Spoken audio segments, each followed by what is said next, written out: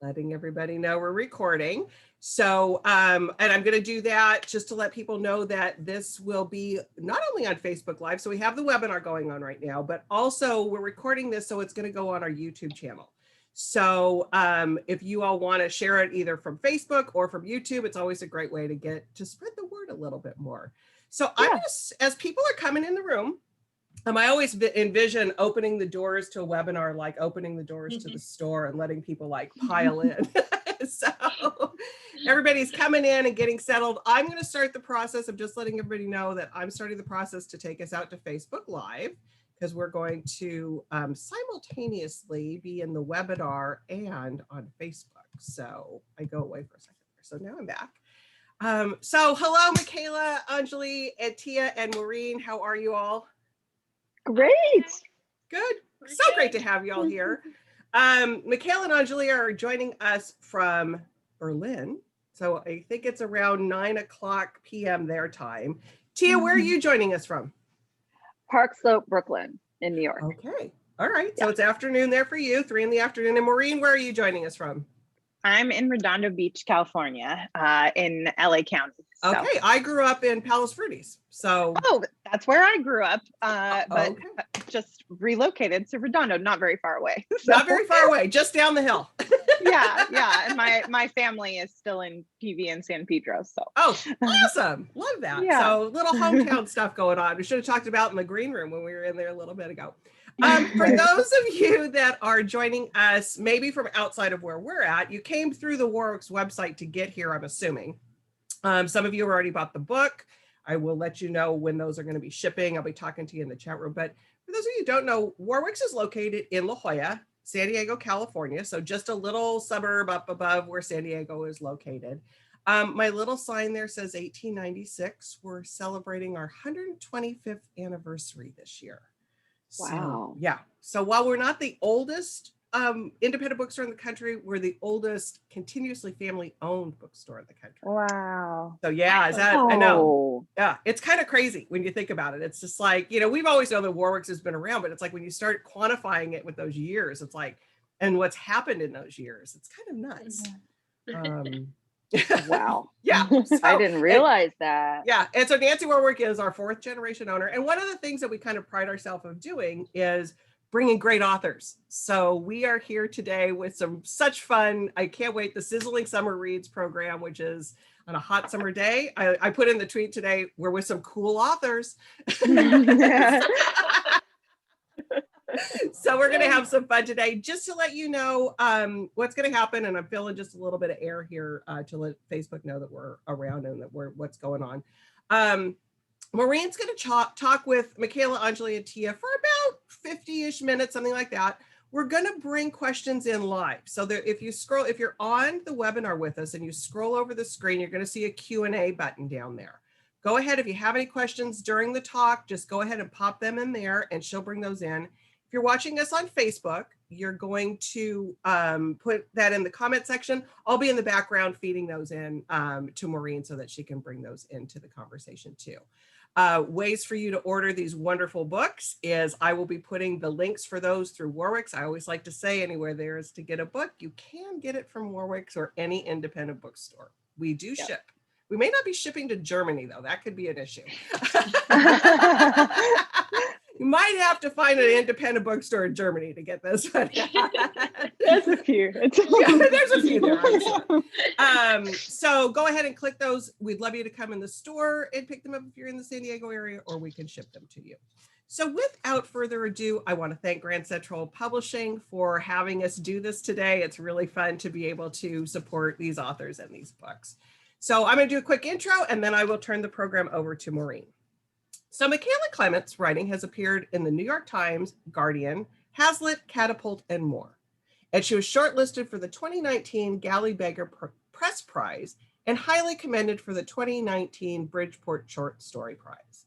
Onjuli Datta's work has been published in the Bilford and Daddy magazine. Mikaella is originally from Australia and Onjuli from England. They are married and live together in Berlin. They're here today to talk to us about The View Was Exhausting. I love that title Yay, there it is. Yay! And it just released on Tuesday. So we are their first event. We're so excited and congratulations on that. Tia Williams, New York Times bestselling author. I get to put that in there now, right? Yay! Had a 15-year career as a beauty editor for magazines including Elle, Glamour, and Essence. In 2004, she pioneered the beauty blog industry with Shake Your Beauty. She wrote the best-selling novel, The Accidental Diva, and 2 YA novels, It Chicks and 16 Candles. Her award-winning novel, The Perfect Find, will be adapted into a Netflix film starring Gabrielle Union. I'm hoping we talk about that a little bit too today. Tia is currently an editorial director at Estee Lauder Companies and lives with her daughter and husband in Brooklyn. And she's here today to talk to us about the NYT and Reese Witherspoon pick, 7 Days in June, which is there it is. Yay! And with them today to conduct the conversation is Maureen Lee Lenker. Maureen is an award-winning journalist and the romance columnist for Entertainment Weekly. She's written for the likes of The Hollywood Reporter, LA Weekly, Bitch Media, Ms. Magazine, LA Weekly, and more. She holds master's degrees from the University of Oxford and the University of Southern California, which is not getting lost in a happily ever after or trying to write her own. Maybe we'll have to have you on here one of these days. You can find her at the beach or watching a classic movie. With that, ladies, have a great conversation. We'll see you in about 15 minutes or so.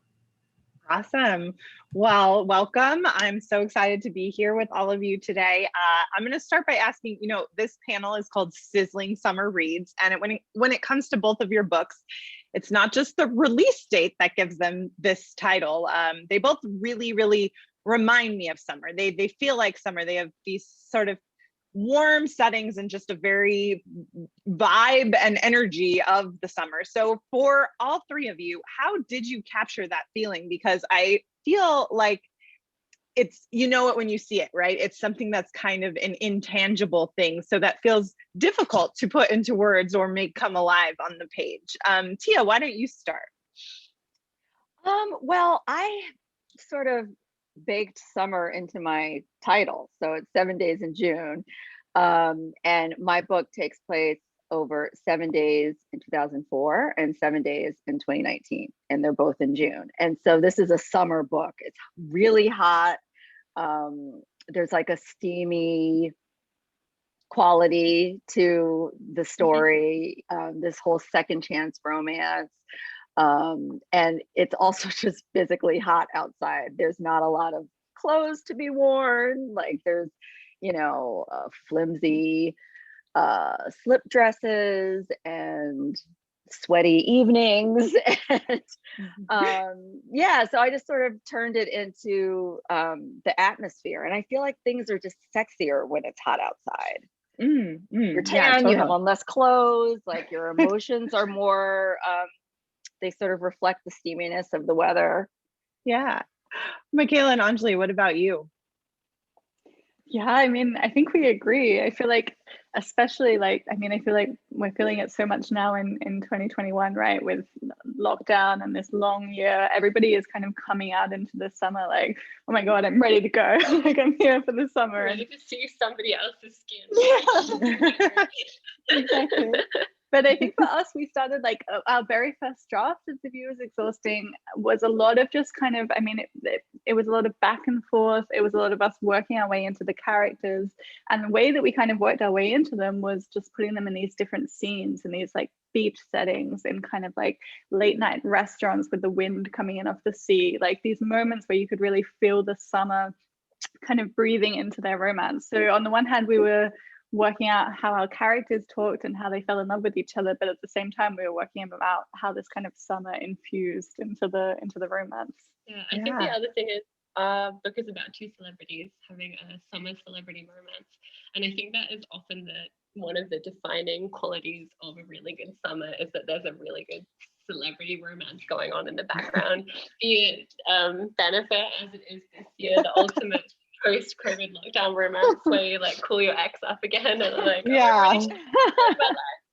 if it's Pete and Ariana or something whether it's messy or romantic or somewhere in between the two. I think that's the other defining aspect of a summer that we obviously is front and center in our book. Yeah, I mean, Benifer is my reason for existing currently, so I understand. You both chose to tell stories that are about protagonists who share some degree of professional space, but then also kind of are colliding in their own secret worlds. What made you choose publishing and Hollywood respectively, and why did those worlds lend themselves to this sort of more clandestine or complicated romance? Do you want to start, Mikaella and Onjuli? Sure. Yeah, I can start. I mean, I think at its heart, The View is Exhausting is a fake dating romance story, and it's about faking a romance. And so in that sense, Hollywood is kind of the perfect setting for it, because it's all about falsifying yourself and presenting yourself that maybe isn't necessarily authentic, but is very entertaining and very beloved. So I think that's why Hollywood made complete sense as the background setting for it, because it's kind of both about like deep emotions and intensity, but it's also a lot about artifice and putting on a costume, and even the idea of like you and your lover kind of putting on a costume and presenting yourself to the world in a way that is sometimes very like heavily filtered to look really good. Yeah. I think. Interrupt me. Oh, Mikaella, did you want to? Oh, okay. No, I'm good. Sorry. I think being an author, I had always wanted to write about writers, like two writers in love, because it is such a combustible union. I mean, all four of us are writers. I don't know if, I mean, Mikaella and Onjuli, like you're two writers who obviously have a very successful union. I've dated some writers and it's like, okay, we're both too nuts to do this together. Like too much writer energy in one, relationship is just like a little bit. So I just think I thought it would be interesting to explore the dynamic of two people who do the same thing, but have totally different approaches to it and are regarded differently in the industry, because Shane is a award-winning literary fiction darling of the publishing industry, and Eva, as she says, she writes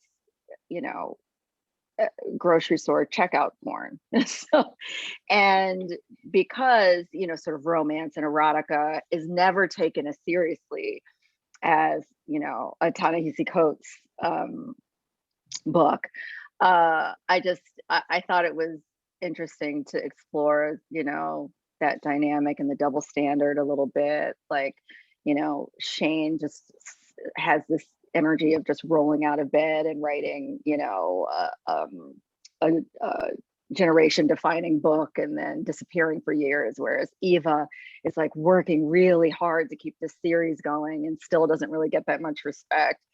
So yeah, I thought it would be fun to tackle that in a relationship. Yeah, well, Tia, that leads directly to my next question, which is, I love the clash you have here of sort of the world of erotica and romance with the lit fic world. And as you said, how differently those things are perceived or valued, particularly in the publishing world. And I was curious just what inspired you to dig into that, if that was something you as an author yourself really wanted to push back against, or the internalized misogyny or anything like that. Yeah, so it's a little bit meta. So I got the idea when I was on a panel years ago. I was the only woman on the panel and I was the only fiction writer. Everyone else, it was a panel kind of like the one in 7 Days in June. It was about, the state of the Black author. And it was 4 men who write, deadly serious, brilliant tomes about, racial structure in America, New Yorker, Paris Review type people. And, then there's me who, very commercial fiction romance. And I was terrified because, the same way Eva was nervous, because these people for a living are woke and I'm woke recreationally. I don't have my talking points. I have a lot of feelings, but you know, I'm up against these like major mouthpieces that go on like nighttime talk shows to talk about these things. And no one really asked me anything, and everyone was sort of talking over me. And someone referred to my book as, you know, in times like these, it was the beginning of, it was like 2016, like right after the election. Times like these, we really do need like, you know, light, easy reads like Tia's. And I was like, oh, this is crazy. I've got to write about this. Like, it's just not fair, you know? Like, it was Nathaniel Hawthorne said, easy reading is damn hard writing, you know? And I think that we deserve more respect for concocting these love stories that people fall in love with, characters that people are so invested in that they want the world to continue after it's over. I think that's a real craft. Yeah. So I wanted to talk about that. And then Mikaella and Onjuli, for The View is Exhausting, it engages with one of my favorite tropes in all of fiction, which is the fake relationship maybe becoming a little too real. What inspired you to dig into that? Is that something you really enjoy in literature or pop culture at large? Yeah, I guess it is. It's one of our favorite tropes as well, for sure. I think it was also for us, it was really rooted in, actually it was also summer 2016, but in a very different experience than it sounds like than Tia's original kind of moment of spark. But there were a couple of big kind of celebrity romances at the time. And for the first time that I could remember, there was also quite a lot of discussion about whether or not this was real. And I think it was also a lot about the advance of social media, that we had suddenly people who were able to call it out in the minute and be like, hang on, like, no, this is too much. Like, look at this perfectly staged kiss. There's no way. And what was really interesting to us, like in all of the kind of conversations about, oh my God, is it real? Is it not real? Like, oh, they're definitely faking. Like, oh no, like, can't you see their true love sort of thing? Was that nobody was kind of talking about, if it wasn't real, how weird would that be? Like, wouldn't that be like a really interesting, complicated relationship? And like, especially if it was something that went on over several years, that you kind of like a kind of acting partner, but much more intimate than that. But also you had all these kind of like professional responsibilities, like rolling around it. It was just like this moment of being like, oh, like obviously fake dating is such a sexy, interesting trope in and of itself, and the kind of Hollywood aspect also made us be like, this is like the sexy, interesting trope on the grandest stage you could possibly imagine, where everybody is commentating on it and like everybody has an opinion, and that just seems like a really fun thing to kind of delve into. Yeah, some I Heart TS tank top inspiration there, it sounds like. For sure. Well, something else that both of these books do is that they really dig into and grapple with the weight of being a person of color in their fields, and particularly being a person of color with a public facing life and the responsibility and challenges that come with that. For both of you, why was that something that was important to tackle and that you wanted to be sure to include in your storytelling? Do you want to go? Go ahead. I mean, I think for us, actually, it kind of came the other way around, that we came up with Win as a character first. Whitman Tagore, our main character, who is British Indian. When we were workshopping the character, we kind of weren't being like, we want to have a woman of color as our main character so we can talk about racism. It was much more the other way around. It was more, oh, we've realized we have a woman of color as our main character, so we need to talk about racism. There's no way that we can ignore it realistically, especially because she's someone in the public eye. And then I think the other kind of light bulb moment for us partway through the first draft was the fact that it's a fake dating relationship. It's a mixed race relationship. So her fake boyfriend is white. And we started thinking about what that would mean for her to be kind of dating this white man as a way to kind of gain publicity, but also gain acceptance in like an incredibly white media landscape, and how that would feel to almost be kind of like trying to get a stamp of approval from white privilege for yourself, and also what that would mean for him as like a lover in a sense, like a good person, but who like has all of this approval and privilege and adoration that she doesn't have. And it's not necessarily something that he's kind of maliciously created for himself, but nevertheless, that's a huge power imbalance in their relationship, which they're both aware of, and not just aware of, but like forced to think about constantly, because it's the entire basis of how they know each other, really. So it kind of more became a thing that was just impossible not to write about while we were writing this book, because it was just, I feel like not mentioning it would have just been really jarring for a reader, because it just seems like such a huge issue in the middle of their relationship. Yeah. Yeah, I think for me too, it wasn't a decision. It's just, I'm a Black woman and I write about Black women, and that comes with the territory. And, you know, my main character, Eva, is an author. She writes an erotica series, and she's been writing it for 15 years. And I published my first novel 20 years ago. And, you know, as a Black author and a Black author of the kind of books that I write, it's been a really tough go with the publishing industry, which is largely white and definitely was in the early aughts when I started. And the problem with that is that when you get when the gatekeepers are white, and a lot of them don't really know Black people outside of what they've learned in school, which is really that we're symbols of oppression, then the books that get greenlit, the authors that get big advances and marketing dollars are, you know, books about slavery, or, you know, The Help. Look at how huge The Help was. Like, but we don't get, you know, just human everyday, you know, the Black fantasy book, the Black Western, you know, we don't get that. Now there's a huge interest in Black voices, the likes of which I have never seen in my life, and I can't believe it. And it's really exciting to see. But before, it was always this heavy lifting of trying to convince a publisher, no, it's Black fashion editors exist. Like, I am one, you're looking at one. So it isn't, you know, it isn't a reach. You know, and I sort of tackle that in the book, where Eva writes an erotica series about a Black vampire in love with a Black witch.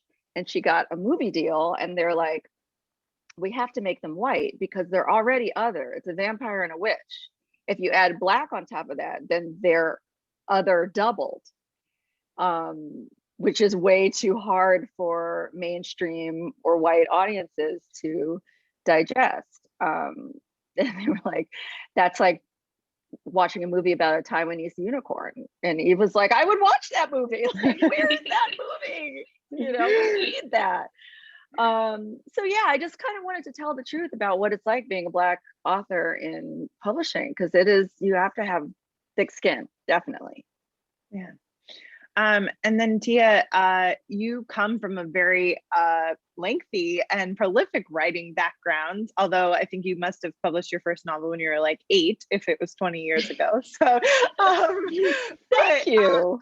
You're welcome. But how did your own experiences in publishing and working in writing, both as a journalist and an author, inform the world and the characters you were creating?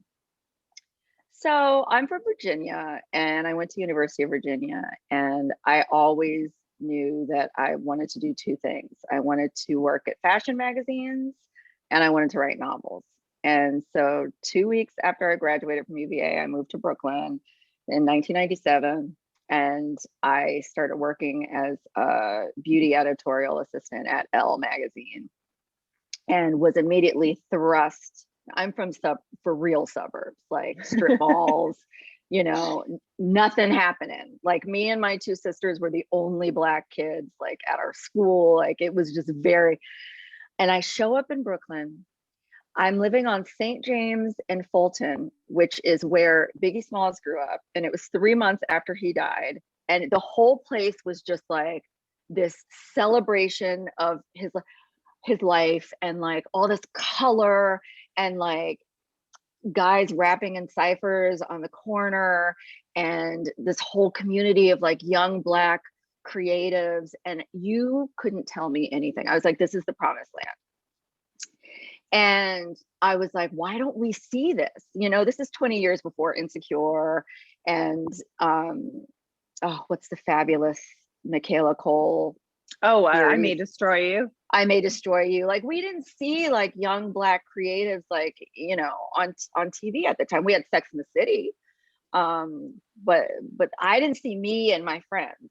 And so I sort of made it a point when I wrote my first novel 3 years later, that I wanted to infuse my books with these characters of people that I met and knew around Brooklyn, like Black journalists and gallery owners and book editors and artists and poets. And it was such a rich, you know, community that, you know, outside of like Harlem Renaissance stuff, like you just don't really see. So that's always informed every book that I write. And this novel took place in obviously the publishing world. And so I was trying to populate it with different kinds of, like, different sort of archetype Black writers, to sort of show what the life is like. And then Mikaella and Onjuli, I could be wrong, but I don't think either of you come from entertainment backgrounds. So how did you go about delving into the world of Hollywood and filmmaking and all of that? I mean, this is a terrible question. Well, we have to admit, we made a lot of it up. we were coming from I don't know, I saw a clip on Twitter the other day of like a Netflix show that was a character at the end. I can't remember what show it was, but it was a character at the end of the show. In order to show that he was doing really well in life, he was like, and an editor, a big editor from New York just called and they want my novel. And I feel like anybody who's been in publishing knows that that's just not the way publishing works at all. But it kind of makes sense enough that you can follow the storyline. So I think we took a kind of similar approach to Hollywood, where we were like, what do we want? We want the aesthetics, we want the kind of vibe, we want the drama. We want a lot of the kind of like emotional questions, the kind of emotional ups and downs, and the kind of really terrible and difficult decisions that you would have to make. And then in terms of how a film contract works, we're hoping people just don't care that much. Like, we kind of felt like that was something that we didn't really like care that much about, and that readers possibly, like, I mean, if you were going to read something that was like a chapter of Win and Leo like going over an NDA, or like a chapter of them on a yacht like pretending to kiss, like, I feel like I know what I would want. Yeah, there's one of those options that's much more appealing than the other, and I think it was just more important that it was like relatable and sexy and romantic, and it was much more about the personal relationships between the characters. So we tried not to get too bogged down in the technical details, as long as it wasn't like something that would stick out as so unrealistic that it felt like we were in a completely different planet. Apart from that, I think our focus was always on the people and the characters, and the relationships. Well, I think you're playing in such a world that by its nature is larger than life anyway. So that gives you a bit of a safety net, I think. Tia, something that really spoke to me about 7 Days in June was how you talk about chronic illness, and Eve's struggle with migraines. And why was that something that you wanted to bring into the storytelling? So I have had migraines since I was 9 years old, and I have them every day. I wake up every day in pain. It has colored my entire life, this neurological disease. And my diagnosis is intractable, which means incurable. So, pills will work, a cocktail will work for like 6 months and then just won't. And it's something that's affected every relationship in my life, including, love relationships, friend relationships, the relationship with my daughter. And I've always wanted to write about it, but I didn't want to write sick fic. And I didn't, do you know what I mean? Because I don't walk around, as sick as I am, like I still, That's not like, what defines you it as is a not person. what, yeah. And I have fibromyalgia, so I know exactly where you're coming from. yeah, you really know. And you know, and I think the space I was in when I started writing this, I was really single. I divorced. I got a divorce from my daughter's dad when she was almost a year old. So we had been, and we co-parent. Like I see his brownstone from my window right now. But for 10 years, it was just her and I. Like on the days I had, like it was just us. No man around, no testosterone energy, like nothing. It was just this estrogen bubble. And so I couldn't hide on the days that I felt bad, you know. I would try, but I really couldn't, because she was always there, and she started to understand the signs, and she would see it, and she'd be like, "Oh, mommy, your eyes are getting blurry," or, you know, I think you need to lay down. And by the time she was like 10 and I started writing this book, they had gotten really bad, so that I felt like I was raising her from the couch, like ordering dinner on the couch, doing homework on the couch, detangling her curls on the couch, like everything. And I was just like, okay, this is lame. Like, you know, motherhood is the most, every mother feels insecure as it is, but like if you have a chronic disability, it also, you know, adds a layer on top of it. And I kind of wanted to create a proxy character for myself who finds love and hot sex and like this interesting, you know, relationship, who was battling this. Like I didn't want it. I was tired of feeling like it was my barrier to, you know, a hot relationship, because I'd be like, oh, who would want to be with this? And so I sort of created it for Eva. And then halfway through writing the book, I swiped right on my now husband. So I feel like there's something to be said for manifestation. I love it. Okay, I'm gonna have to try that. It works. Mikaella and Onjuli, something that really spoke to me in the View is Exhausting is how central friendship is to your storytelling as well. And the way that you took sort of the trope of the rom-com best friend and really gave them the depth and the care that we don't necessarily always get with those characters. So why was it important to you to do that and make that an equal part of the storytelling to the love story? Oh, that's so nice to hear. Thank you. I think it was important to us because we love our friends so much. Like we have, you know, like really significant friends in our lives who have been like so supportive.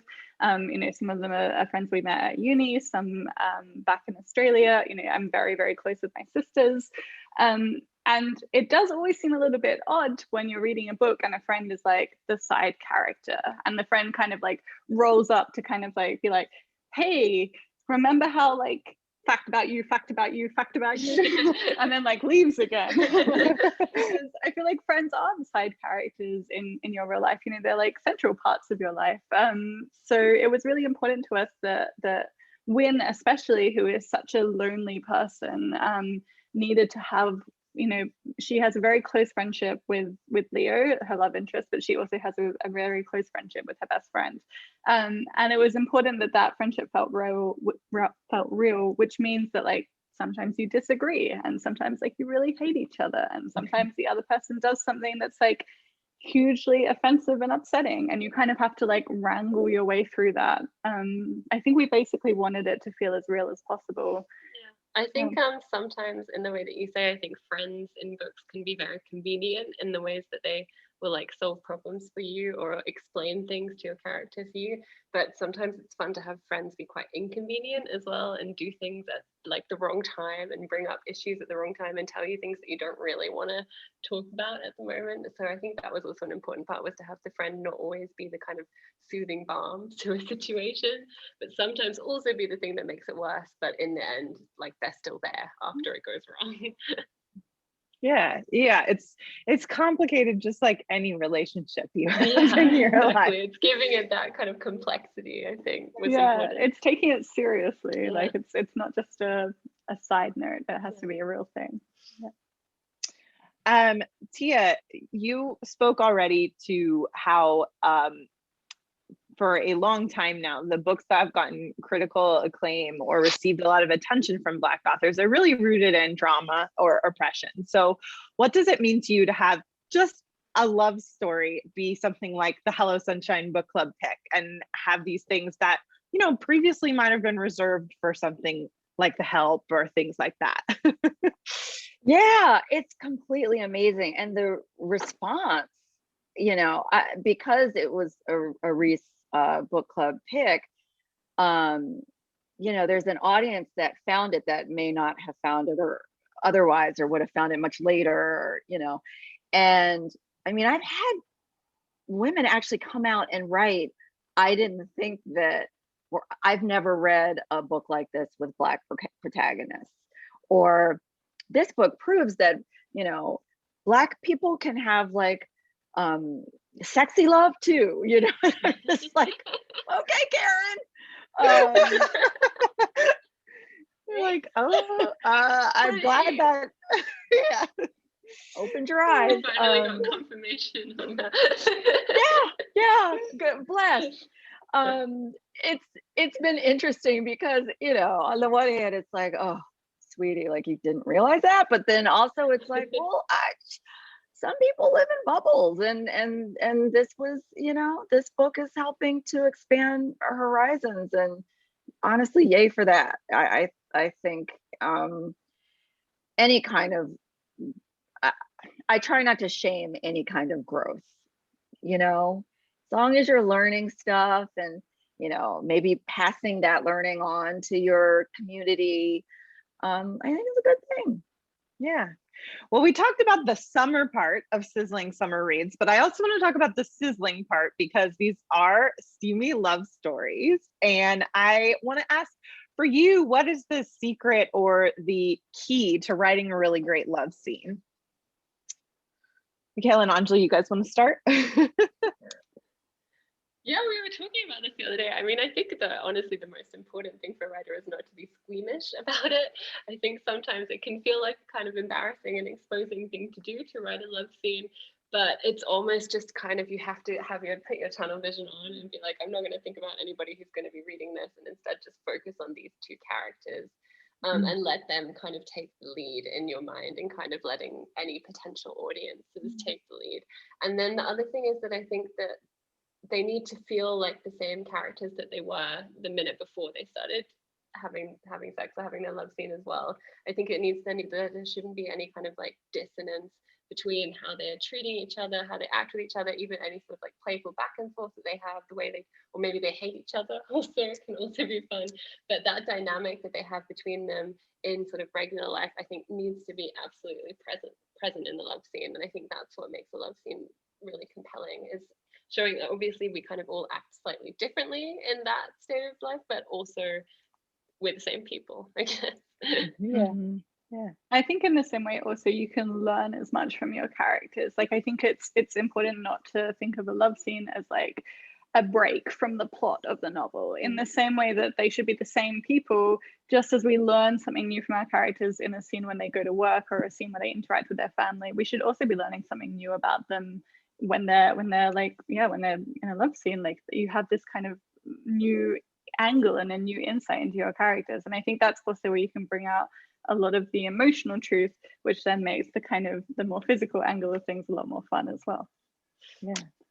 Yeah, I feel like my sex scene sort of rule is, if it's not a plot mover, then it shouldn't be there. Like it has to accelerate the plot somehow and help move things along, and reveal something about the characters. It, just like you said, like it can't just be, and now we break for sex. Like it has to, you know, it has to help drive the plot forward somehow. I'm curious, did it feel like a weird sort of pressure on yourself to make your heroine an erotica author, and then put her in sex scenes, you're like, she has to be extra good at this? Well, actually, no, because the opposite, because I made it that she hadn't had sex in forever. So Right. like she's just making this stuff up in her books because she's basically forgotten how to do it. And then, you know, Shane hasn't done it since he's been sober, which is 2 years. So they're both just like, I hope this lasts longer than 5 minutes. Like, and so it took some of the pressure off of it. And like, you know, stripping back like the acrobatics of it, because neither one of them were going to do that because it didn't make sense for their characters and where they were in their life. And it was just the emotion of them, you know, finding each other again and reclaiming this love that they had lost. So yeah, no pressure on making her a vixen.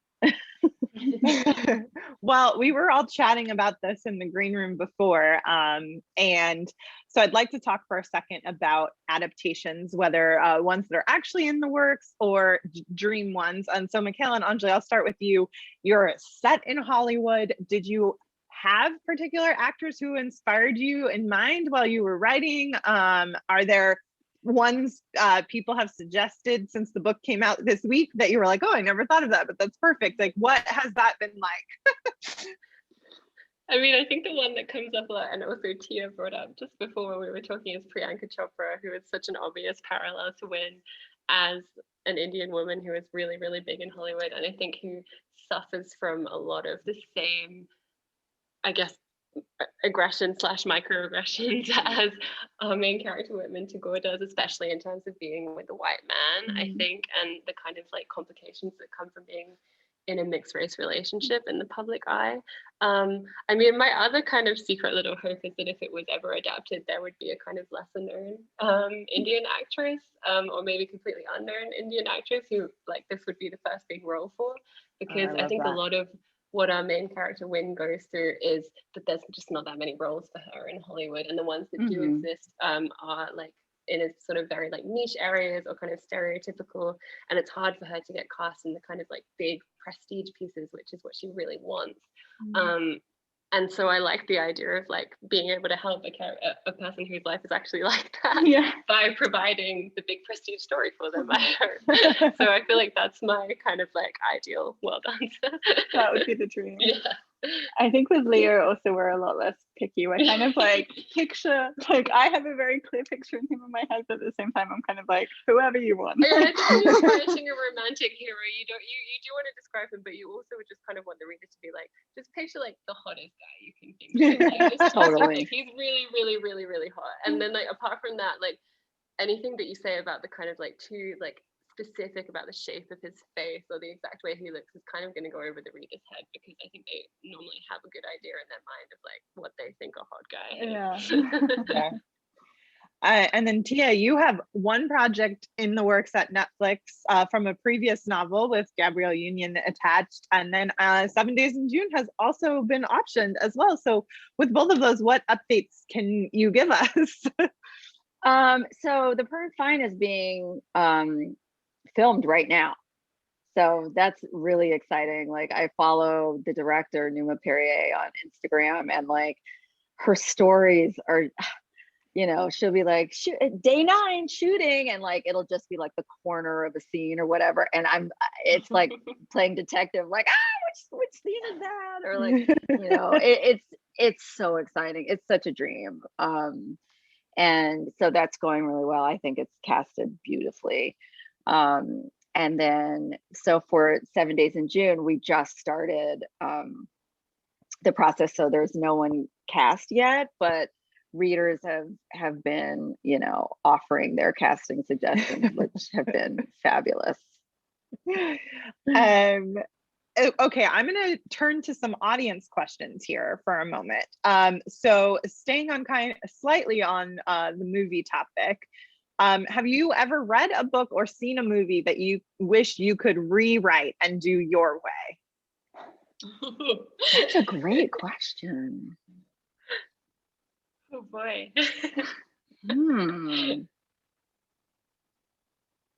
I feel like sometimes when I see a movie, I think it's not so much like, oh, I wish I could do that whole thing over again, but it's more like you see like a tiny dynamic, or you see like, you're like, oh, what if that side character and that side character had like hooked up, but with the main couple's like dynamic. Like I feel like often it's less that I'll like want to rewrite an entire film and more be like, okay, but the best friend, like what was she up to? Like that's the story I want to tell.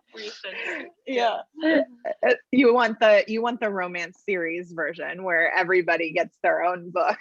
Yes, exactly. I think a really good example is we were recently watching 10 Things I Hate About You, the classic, which is like about these two sisters relationship, and then they each are dating someone else, and we were thinking about the younger sister and the older sister's love interest, who have like their lives are incredibly interconnected, but they barely interact. I think they say one line to each other in the whole film. We were kind of like, what do you think it's like when they're left in a room together? Like, what do they talk about? Because like they've been like kind of micromanaging each other's lives for a really long time. So I think that's a really good example where we were like, I wonder what that dynamic is like when they're like left alone. Love it. And what about you, Tia? I'm a pop culture fanatic, and I get really, I don't love it when like it's a period film. Like if it's in 1965, I don't want to hear music from 1969. I want to hear music from 1965, you know, or if it's like, you know, a series set in the 80s and they give you a year, like it's not cutting it to do like Girls Just Want to Have Fun, which is 84, and then, you know, Like a Prayer, which is 89. What year is it? Yeah. I get so caught up in like the timestamp, and fashion is so important too. I'm just like, what? So, I always, what's the one? This 13 going on 30, which I love so much. But the flashbacks, which I think are 87, like they just throw in anything from the 80s. I'm like, that's so wrong. Like, but yeah, so there's that. And then like you're saying, I always have my romance hat on. So no matter what genre of movie or TV show I'm watching, I'm always like, you know, oh, they hooked up. Like there's a whole other story, there's a whole other book about the two of them. So yeah, you're inventing chemistry and like shipping characters like like for no reason. So I'm always doing that. I love that. Yeah, if the MCU isn't going to give us enough relationships, we have to make them up ourselves. Exactly. And you know what? We'll do it better. It's no problem. For all of you, the person asks, what do you love to read? What are your favorite things to read? So I'm weird because I don't read a lot in the genre I write in. And I think it might be like a defense mechanism because I'm always writing. And when I read other authors like in the same pool as me, you can't help but take in some of what they're doing, and then it comes out in your work and you're like, whoa, that's literally the same cadence as dialogue that I read in this book. So I tend to not read too much romance, and so I love horror a lot.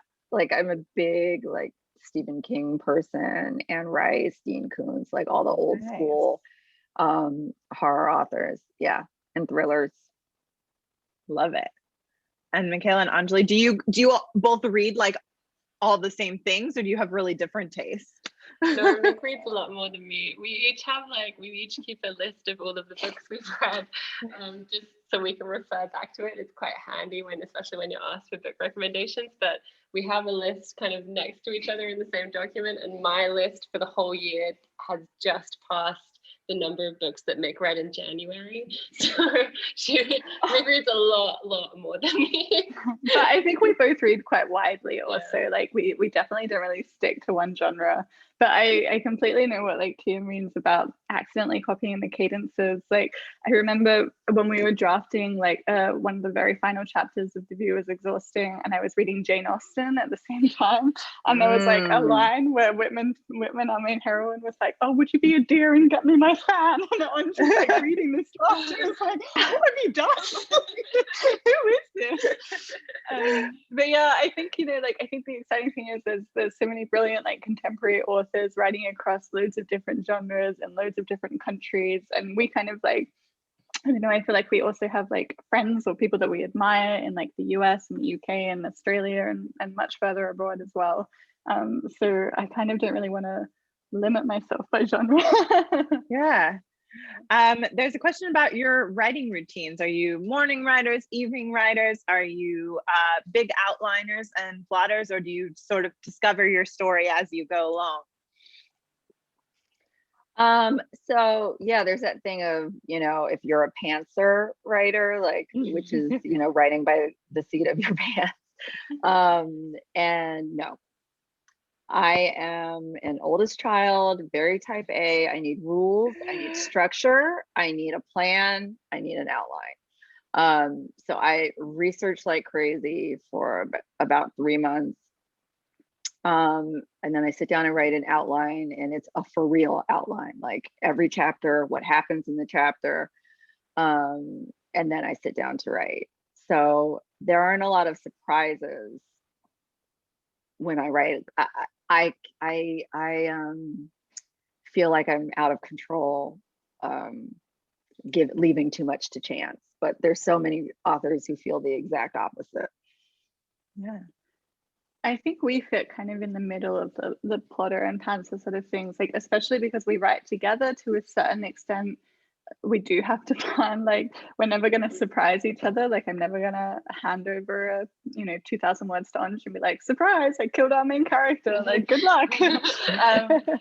But I think like we know as far as the other one knows. We tend to write in a sort of structure of 3 acts, and so we always try to know what's happening in the act that we're working in, and if possible, it's great to know what happens at the end of the book, just so that you have a kind of goal that you're working towards.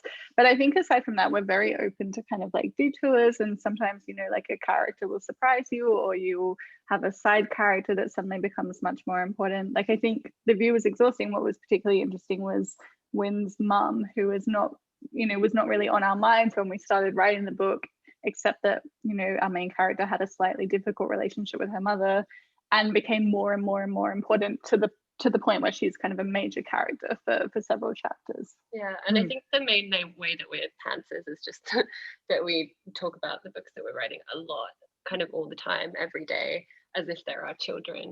And so it's in those conversations where we kind of like go slightly outside of the borders of the structure that we've written and kind of be like, but what if this happened? But what if they did this? And that's where, so it's kind of before we get to the point of writing, but we do kind of like, that's where we kind of explore in conversations, like weird things that could happen, and sometimes argue about it as well. But there's also a lot of frantic, like, write that down, write that down. Please don't forget that. Recording it, really.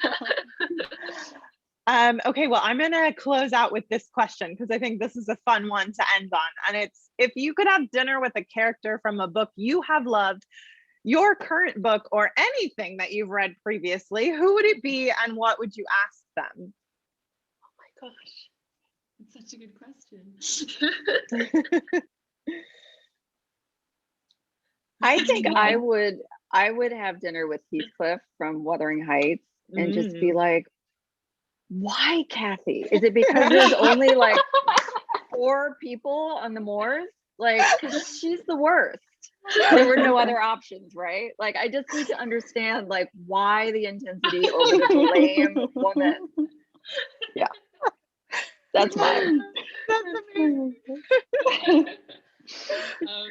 I'm a big I have to regretfully say I'm a big Ernest Hemingway fan, to the point where the movie that Whitman is trying to star in at the beginning of The View is Exhausting is an adaptation of a Hemingway movie, which I think she would be perfect for. And I think a lot of his books, the main character is essentially like very thinly veiled autofiction. So I feel like I could pick any of his books and essentially be having dinner with Ernest Hemingway. And I think it would be a great excuse to just get really, really drunk, I think, and like cry. Which is what he really wanted to do, I think. I think I'm blanking, so I think I would Join stick us. along with your date. I would crash on Jim Hemingway's date. Very well. Thank you. Love it. I'm back. Hi, Julie. Hi, that was fantastic. What a great, I'm sorry everybody, we couldn't get to any more questions because we're kind of running out of time here, but thank you so much for those. Mikaella, I think one of your relatives may have asked a question in the chat. Is Yuli Clements? Yeah, I'll tell her later. That was really fun. And Tia, I think two things. Why Kathy might be my favorite thing that's come out of this whole conversation. She was awful. So great. She is absolutely awful. But if you're looking for, there's a new good horror that's coming out. I think it's October from FSG. It's called This Thing Between Us by Gus Moreno. Writing it Oh my down. goodness. It's a really good one. Okay, thank you for the recommendation. I love it. So this was absolutely fantastic. Thank you all for spending time with us. It seemed like everybody was having a great time and watching and everything too. So I'm going to close out by asking each of you. I'll start Mikaella and Onjuli with you. Where would you like to direct anybody? First of all, before one quick question for me, The View was exhausting. Was that always the working title? Because it's a great title. No, it was a very late title. It was a very late decision, but actually, it was the first chapter was originally an email that I wrote to Mick of an idea for a story, and the line "The View is Exhausting" was in that very, very, very first email as part of the prose that I was writing. But then we spent 5 years being like, "What's the title of the View?" And then we had already written it on the first day. So. But where would you like to direct everybody that's watching to find out more about you and what's going on with the book and everything? Do you have a website or social media? I think our Instagram is the best. Yeah. Instagram is probably the best place to find both of us. It's Mick and Onj, which is MIKANDONJ. And if you Google The View was Exhausting, it will also come up. Excellent. Okay. And Tia, 7 Days in June, did that come easily, the title? I mean, even though that's what the book is premise, or was that a tough one to come up with that? No, the title was The Week until right before I turned in my final revisions to my editor. I was explaining the plot to my dad, who is a dentist, but is a very creative, thinker. And he's like in his robe, he's, and just, walking around the kitchen with his coffee. And he was like, the week, why? It's in June, right? And I was like, yeah. And he was like, 7 days in June, and walked out. That's amazing. And I was like, Daddy. So yeah, and anytime I post on Instagram about 7 days in June, he'll comment, yeah, but who wrote the title? You got to give him like copyright stuff, right? Totally. Amazing. Where would you like to direct people to find out and to follow you around? What's the best place I to think go? Instagram is the best. It's Tia Williams Writes. Okay. Perfect. And it's available wherever books are sold. Exactly. Right there. Warwick. Right. Yeah. And Maureen, how about you? For people who want to find out more about you and what's going on in your world. Yeah, absolutely. Well, if you want to read my writing, especially my monthly romance review column, that's on EW.com. You can just search my name, Maureen Lee Lenker, on the website, and you should a bunch of stuff should come up. But I'm also on Twitter and Instagram. It's the same for both. It's at the Maureen Lee. So perfect. For anybody that wants to find out more events that we have events all the time and wonderful things. So join our e-blast or email list. You can just go to our website, warwicks.com, and sign up for that. Ladies, thank you for spending a sizzling hot day with us talking about sizzling summer reads. This was really fun. Thank you, Joy. Yeah. It was a blast. When I close this, we don't go back into a green room situation. So we're saying goodbye now. And so this was wonderful. Thanks, everybody. And everybody have a great rest of your day. Yeah, good Thank night you. in Berlin. Bye. Thank you. Good night.